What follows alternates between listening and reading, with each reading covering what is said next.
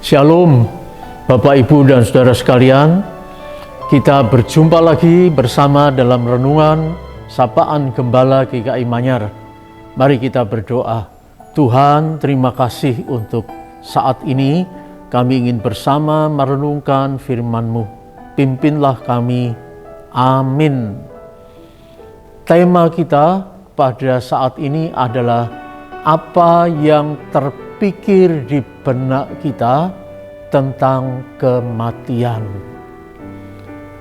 Kita akan mendasari pembahasan ini dari Ibrani 11 ayat 5 yang berbunyi demikian.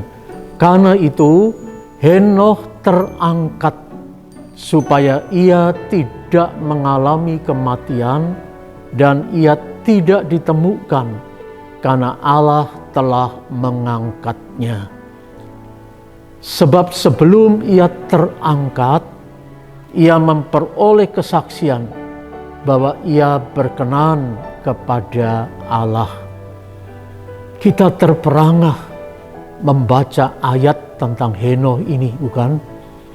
Mengapakah dikatakan Henokh terangkat? Nanti kita bahas hal ini dari penjelasan di Kejadian 5 ayat 24. Sekarang mari kita melihat dulu beberapa pandangan dunia tentang kematian. Seperti apa sih pandangan dunia tentang kematian? Yang pertama, kematian itu hal yang misterius, penuh dengan kabut yang gelap yang menutupinya, tak dapat diterangkan dan mengerikan. Sebab itu dibenci dan dihindari banyak orang. Tidak ada satupun yang paling menakutkan bagi manusia kecuali kematian. Kedua, kematian tak dapat dielakkan dan tak dapat dilawan. Harus dihadapi karena suatu saat akan terjadi pada setiap manusia. Karena tugas duniawi telah usai.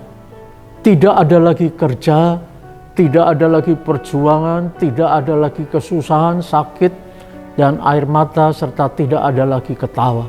Semua sudah berakhir. Yang ada hanya kebisuan dalam kesunyian yang panjang. Kita harus rela meninggalkan semua milik. Kita harus juga rela meninggalkan kehebatan, ketenaran, jabatan, dan kepandaian yang kita miliki.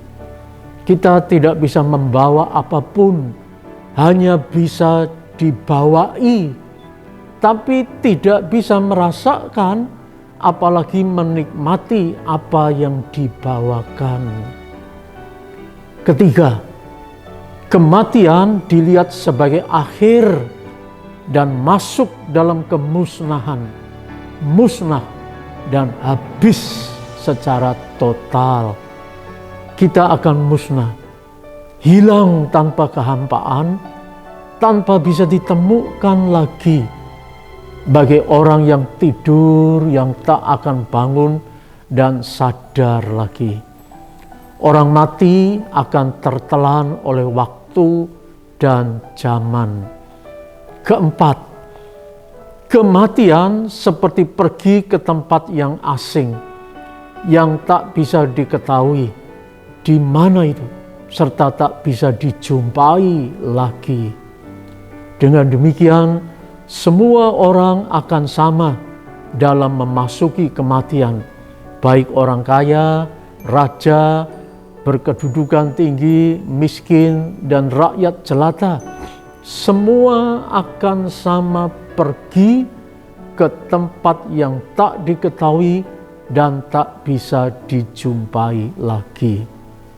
Kelima, kematian dilihat sebagai kesempatan untuk lepas dari beban, untuk lepas dari sakit, dari kesusahan, dari penderitaan, dari kelemahan fisik, dari ketuaan, dan rasa jemu untuk hidup lebih lama lagi. Bayangkan, jika tidak ada kematian, betapa susah, betapa berat dan penuh derita kehidupan ini. Anggapan seperti ini menyebabkan banyak orang berani milih bunuh diri. Dan sekarang mari kita lihat dari iman Kristen, teristimewa dari pengalaman hidup Henokh. Demikian, pertama, dalam Kejadian 5 ayat 24 disebutkan, dan Henokh hidup bergaul dengan Allah, lalu ia tidak ada lagi, sebab ia telah diangkat oleh Allah. Kalimat ini sangat sederhana, menyejukkan, tapi isinya dalam karena bermuatan iman Kristen. Henokh tidak ada lagi karena diangkat oleh Allah sendiri. Dan selama di dunia, Henokh hidup dalam kedekatan dengan Allah.